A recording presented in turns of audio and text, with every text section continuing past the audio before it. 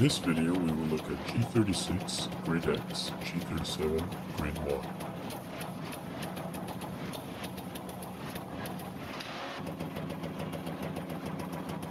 Please subscribe to our channel and click the bell icon to get notifications every time a new video is released.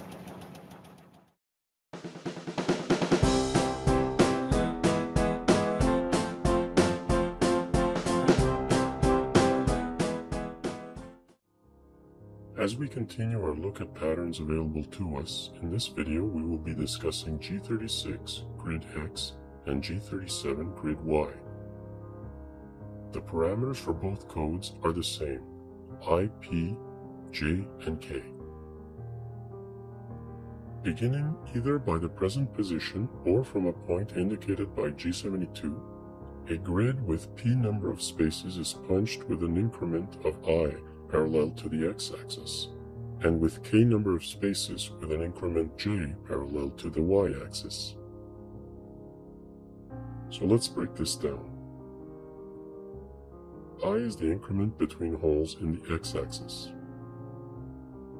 P is the number of spaces in the x-axis or number of holes not counting the origin. J is the increment between holes in the y-axis. K is the number of spaces in the y-axis or number of holes not counting the origin. If we look at this example, we have a grid of holes with a diameter of 0.375. Its origin is at x4, y 8.75. The grid is made up of 3 spaces between holes in the x-axis and 5 spaces in between holes in the y-axis. So let's write a program for this in the PunchSim software. The first thing we notice is that there is a hole at the origin, so we will not be using G72. We will punch a hole at that point using our 375 round tool that is in station T315. X4, Y 8.75, T315.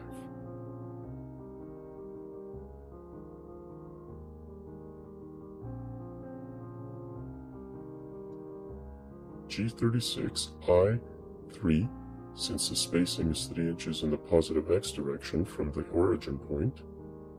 P3, since there are 3 spaces in between holes in the x direction. J, negative 0.750, since the spacing is 0.75 in the negative y direction from the starting point. And K5, which is the number of spaces in between holes in the y direction. As usual, let's finish the program with G50. Now we simulate and see the result. There's our grid of holes as per our drawing. So what about G37? Well, G36 and G37 are interchangeable in that the parameters are exactly the same, and the resulting grid of holes is exactly the same. The only thing that changes is the execution direction on the machine. When using G36, the machine will start punching the grid by moving the x direction first. When G37 is used, the machine will punch in the y direction first. The final grid of holes are exactly the same, so why use one instead of the other? Well, one code can be faster to complete the grid than the other. It all depends on the total distance traveled. Let's look at our example and see the difference when we use G36 and G37. When we ask the PunchSim software for a punch time estimation report of our program using G36, we see the result is 21 seconds, and the sheet travels 67 inches.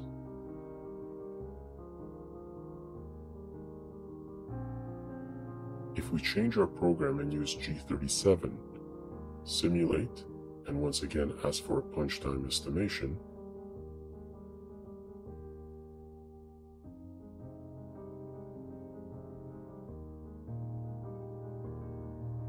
we see the result is now 15 seconds, while the total travel is reduced to 33 inches. In this case, G37 is more efficient. The machine travels much less distance and takes less time to execute the grid with G37 than punching it with G36. If you want more info on the PunchSim software, please visit cncsoft.com. One easy way to determine which code will be more efficient is to look at the spacing in the X and Y directions. In our example, the distance between holes in the Y direction is 0.75, which is smaller than the distance in the X direction, which is 3. Ignore the positive or negative. It's strictly the absolute hole-to-hole distance. 0.75 is smaller than 3, so this means moving in the Y direction first will be faster. Therefore, using G37 will be more efficient. That covers G36, G37 commands.